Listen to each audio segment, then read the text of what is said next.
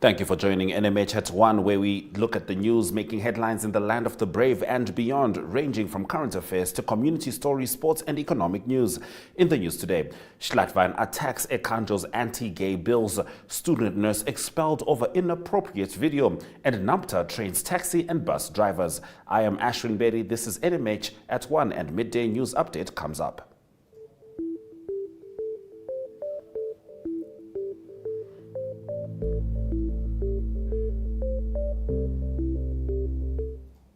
The Namibia Tourism Board recently wrapped up its 2023 China Roadshow themed Space and Time, which was successfully staged in Beijing, Shenzhen and Shanghai.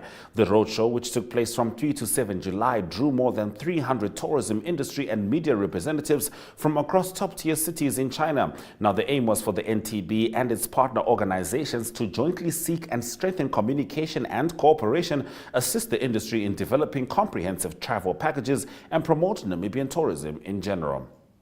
Remember to engage with these stories on our social media throughout the broadcast. Visual news comes up after the break. Welcome to Active Kids, a daily TV show that sparks creativity, learning, and fun for young minds. With exciting activities and lessons, Active Kids inspires curiosity and a love for learning. New face to the 115. The perfect mix of play and education. Don't miss out on the fun. Tune into Active Kids on NTV every weekday at 10 o'clock and let the adventure begin.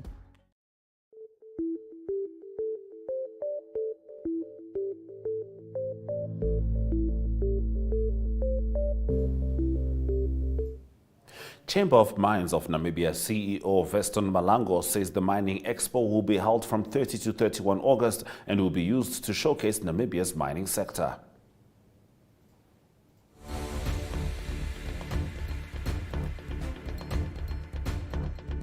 Next month. It will be on a Thursday, it will be on a Wednesday and a Thursday, so 30th and 31st of August this year. The purpose and objective of conferences, and we will be doing, this will be the 10th one actually. As many of you recall, we started this process in 2010. In between disturbances by COVID, we've recovered from that, thank God. And you saw last year we hosted a very successful event, and this year we anticipate it to be bigger than last year. Then very quickly to the objectives, again, that has not changed, because really the main thing, this is not, and that's our expo, our event is not an investor conference. I think that should be it's not an investor conference. This is about showcasing our industry to all our stakeholders, including the simple man and woman on the street. So this is about, because we recognize that minerals the mineral resources belong to the citizens, and we are in that space of the economy, and the mining sector is a major pillar of our economy. So we feel it is our responsibility to showcase that industry to everybody, including the man and woman, simple person on the street. Dmitry Lobach, ambassador-designate of the Russian Federation, said his government appreciates the balanced and non-politicized position African countries have taken on what he calls a geopolitical war with Russia driven by the West through Ukraine.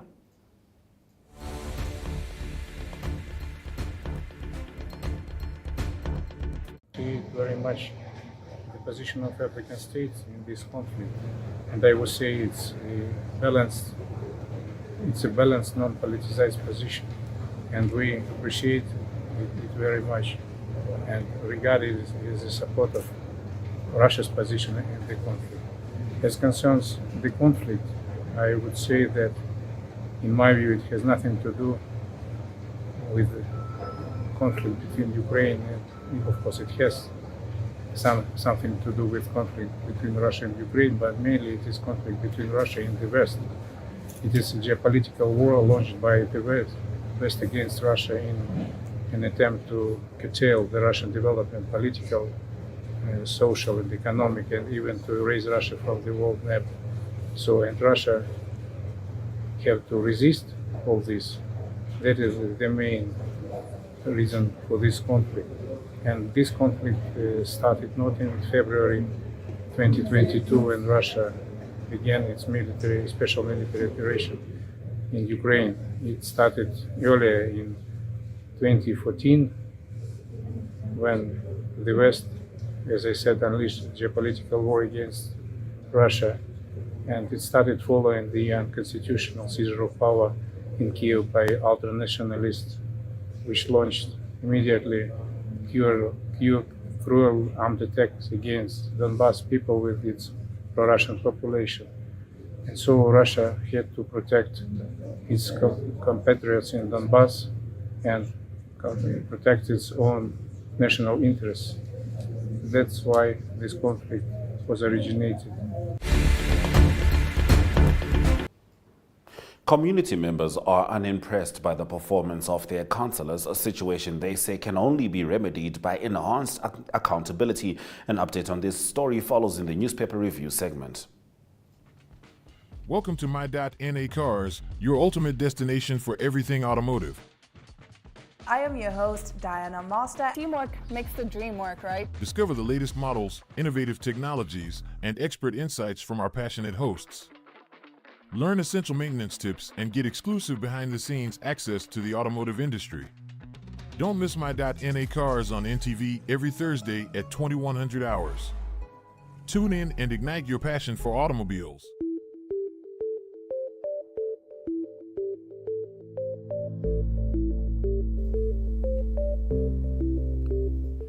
Namibian Sun's front page reports that residents in the Hardap region want the government to amend the country's electoral laws to make it compulsory for those who wish to contest in local authority elections to possess a minimum level of academic qualification.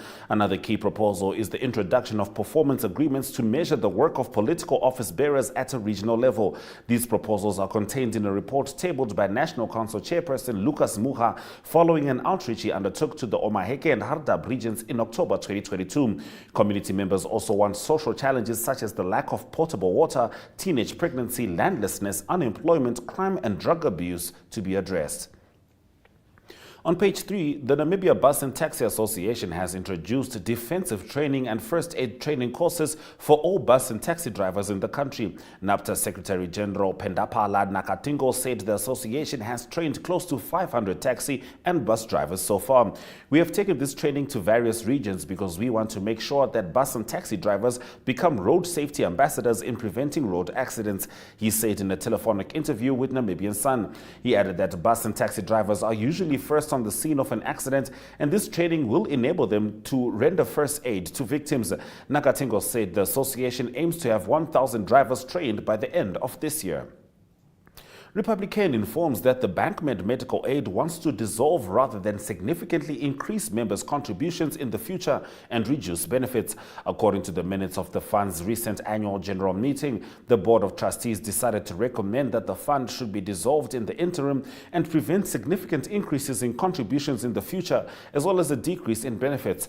The latter is necessary for BankMed again on the road of sustainability and for the Namibian Supervisory Authority for Financial Institutions to place a required reserve level of 25%. The fund's reserve level stood at 10% about 4 months back. Measures are already set in place in an effort to tackle the excessive demands that contributed significantly to this current dire situation.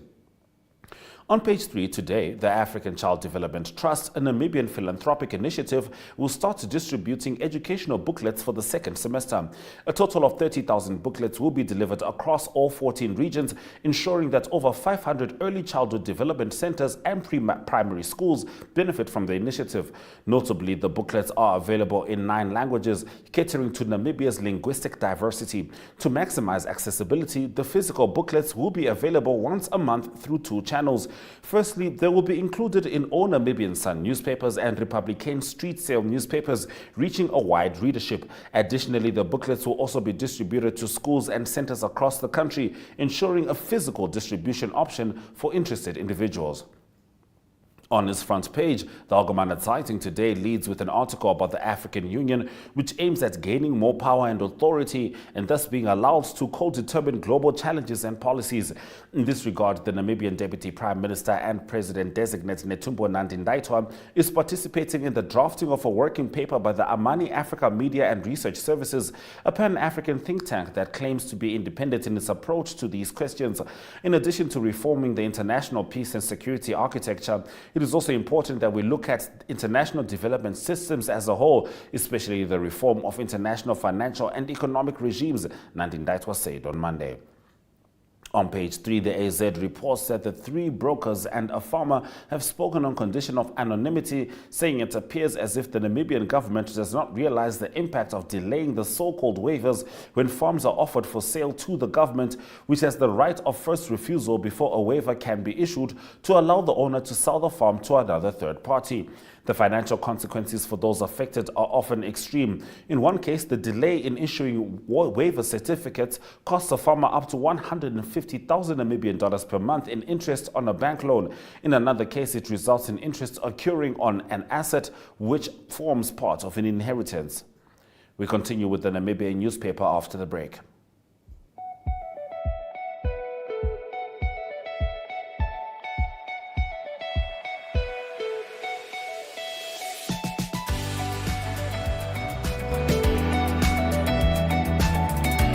To another exciting episode of Irongo Talk. We bring jou lees die weer en vertel ook vir julle waar die vis julle moontlik kan byt.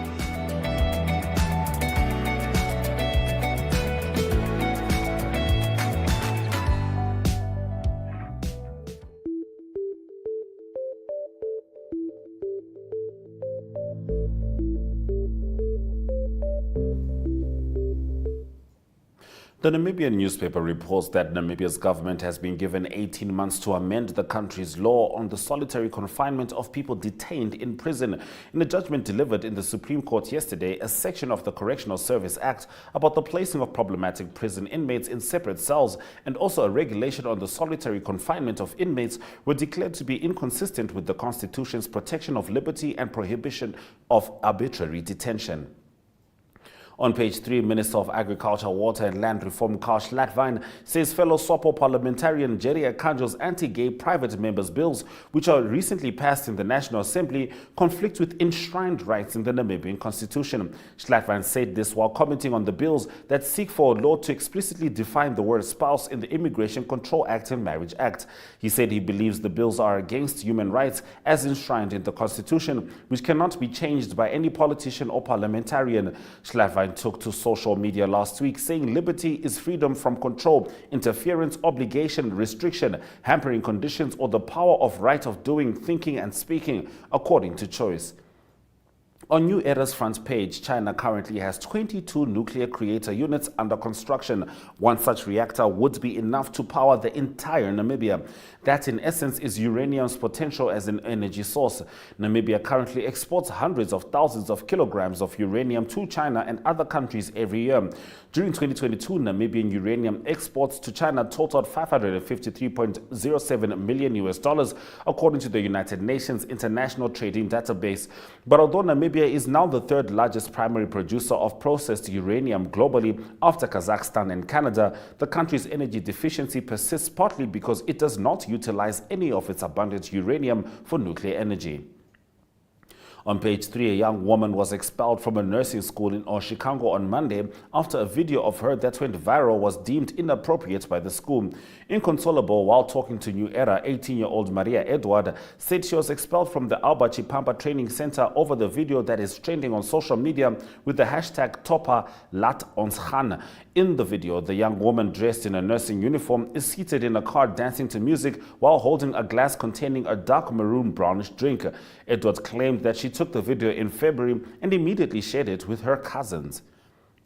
MarketWatch reports that Namibia is the 7th safest country in Africa and has improved its global safety rank from 68th in 2022 to 56th in 2023, according to the 2023 Global Peace Index.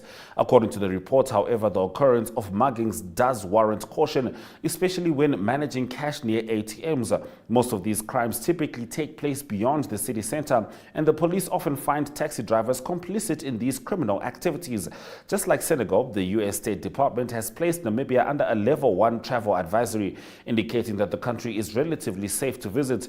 Namibia comes highly recommended by solo female travelers and is considered one of the safest African nations for solo journeys. Now, school closed as Kenya braces for 3 days of tax hike protests. More on this story in Economic News. We are so excited to be kickstarting your morning with entertainment. Everything was happening during this past weekend. Yes. Exciting news. Wow, no, she was killing it already. In my opinion, I don't see anything wrong with him serving the full term. As well as keeping you informed on the issues that you need to know happening in and around our country.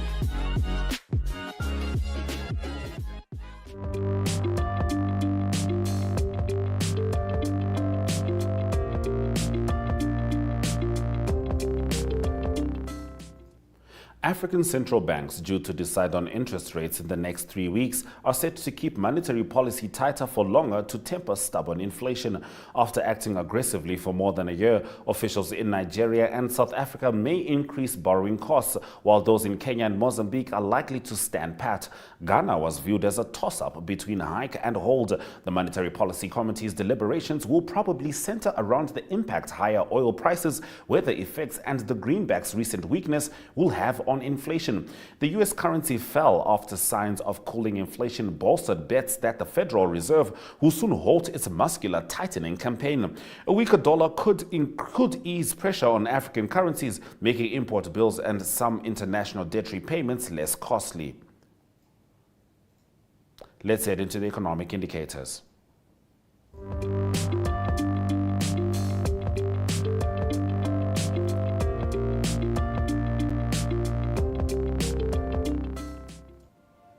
The Namibian dollar trades at 17.92 next to the US dollar, and 23.11 Namibian dollars gets you 1 British pound. MTC and First Rand Namibia stock took some downturns of 5.60% and 0.01% respectively. Local index and overall index also closed down 0.88% and 0.14%. Looking at commodities, Brent crude oil managed an uptick of 0.19%. Now, as we said earlier, schools have been closed as Kenya braces for 3 days of tax hike protests. Stay with us for an update in News from Africa. Namibians are still safe. Everywhere else, the Supreme Court said we are not going to rely on foreign judgments. By all means, we try to not make journalists public figures, but at the end of the day, they are. Very good evening. My name is Taiwan Jabela, your host. With their Protestant offsprings. But the implementation, like she says, is another thing.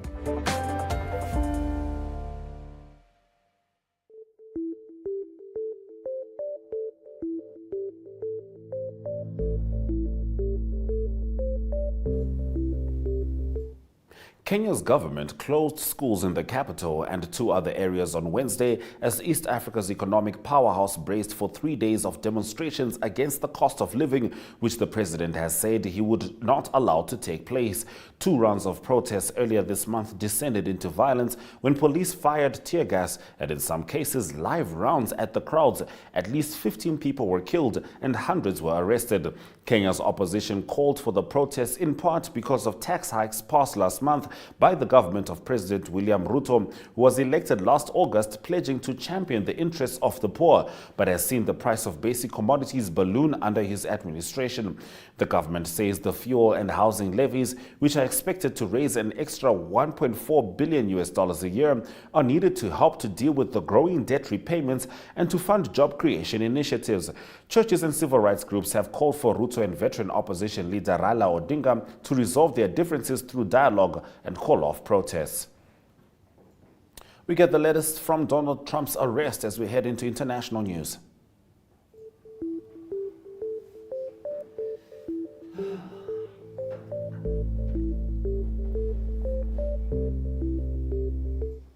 Donald Trump has said he expects to be arrested by a federal inquiry into the U.S. Capitol riots and efforts to challenge the 2020 election results.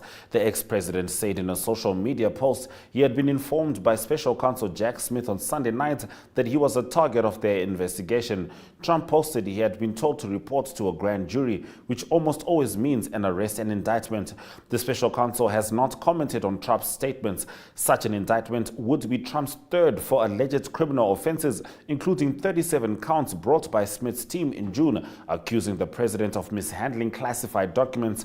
Trump has also been charged in New York City with falsifying business records in 2016, hush money payments to adult film star Stormy Daniels. He is due to stand trial in the case next month, while a date for classified documents case is still being contested by the president's lawyers. Now, speaking in Cedar Rapids, Iowa on Tuesday night, the former president expressed his frustration at the latest development.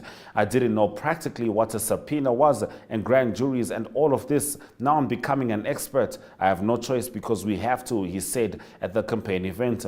Earlier in a post on his Truth Social platform, Trump claimed that he had been sent a letter stating that he is the target of the January 6 grand jury investigation, giving him a very short 4 days to report to the grand jury, which almost always means an arrest and indictment. Stay with NMH at 1 as we head into local sport after the break. Welcome to What's Cooking, where culinary passion meets expert insights. Somebody must really want to cook and want to cook good food. Immerse yourself in the bustling world of professional kitchens as top chefs create mouthwatering dishes. Join us for in-depth interviews as our host explores the experiences and expertise of our guest chefs. Don't miss out. Tune in to What's Cooking on NTV every Friday at 2100 hours and let the culinary adventure begin.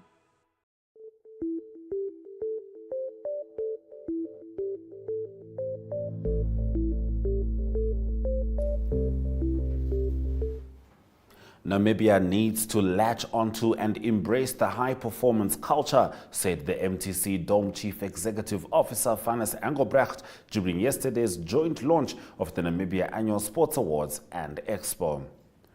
The Namibia Tennis Association will host a junior tennis tournament in the capital next week and is appealing for sponsorship for the event. The second X-Trail in the Standard Bank Winter Series will take place at Avis on Saturday. This is the 8th year that the series has been sponsored by Bank Windhoek. Now, the Springboks had a tough loss against New Zealand in New Zealand this last weekend, so we'll be looking at how they plan on approaching the rest of the Castle Lager Rugby Championship as we head into international sports after this short break. Welcome to My.NA Cars, your ultimate destination for everything automotive. I am your host, Diana Master. Teamwork makes the dream work, right? Discover the latest models, innovative technologies, and expert insights from our passionate hosts. Learn essential maintenance tips and get exclusive behind-the-scenes access to the automotive industry. Don't miss My.NA Cars on NTV every Thursday at 2100 hours. Tune in and ignite your passion for automobiles.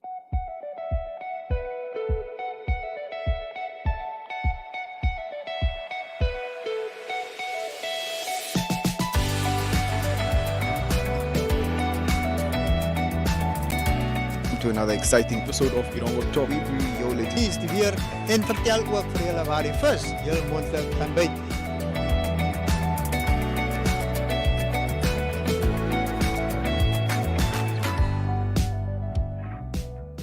Welcome to Active Kids, a daily TV show that sparks creativity, learning, and fun for young minds. With exciting activities and lessons, Active Kids inspires curiosity and a love for learning. New face to the 15. The perfect mix of play and education. Don't miss out on the fun. Tune in to Active Kids on NTV every weekday at 10 o'clock and let the adventure begin.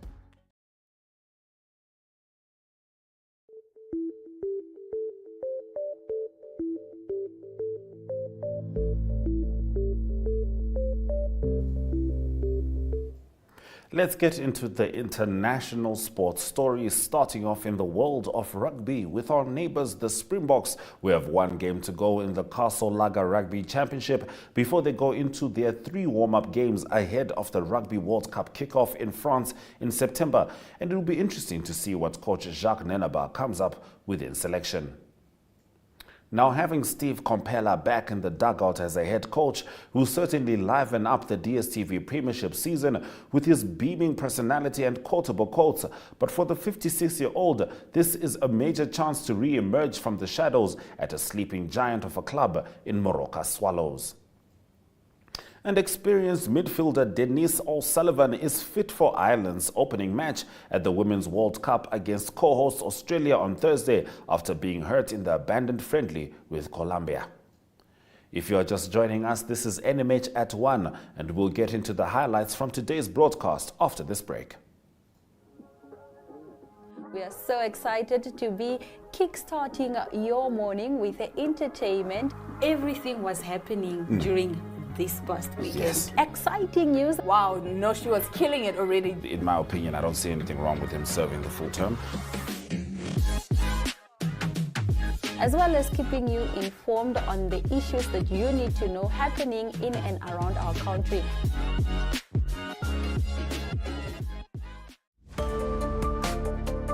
Namibians are still safe. Everywhere else, the Supreme Court said we are not going to rely on foreign judgments. By all means, we try to not make journalists public figures, but at the end of the day, they are. Very good evening. My name is Ekandjo, your host. With their Protestant offsprings.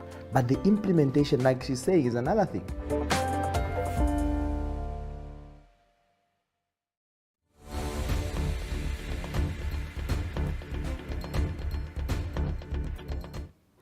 Kenya's government closed schools in the capital and 2 other areas on Wednesday as East Africa's economic powerhouse braced for 3 days of demonstrations against the cost of living, which the president has said he would not allow to take place. Donald Trump has said he expects to be arrested by a federal inquiry into the U.S. Capitol riots and efforts to challenge the 2020 election results. And Namibia needs to latch onto and embrace the high-performance culture, said the MTC Dome Chief Executive Officer Fanus Angobrecht during yesterday's joint launch of the Namibia Annual Sports Awards and Expo. Those have been your highlights. Remember to tune in every weekday at 1 p.m. to spend your lunch hour with NMH at 1, catching up on the latest news in Namibia, Africa, and the world, ranging from current affairs to economic news, sports, and international headlines. My name is Ashwin Bedi, and it's goodbye from us in studio.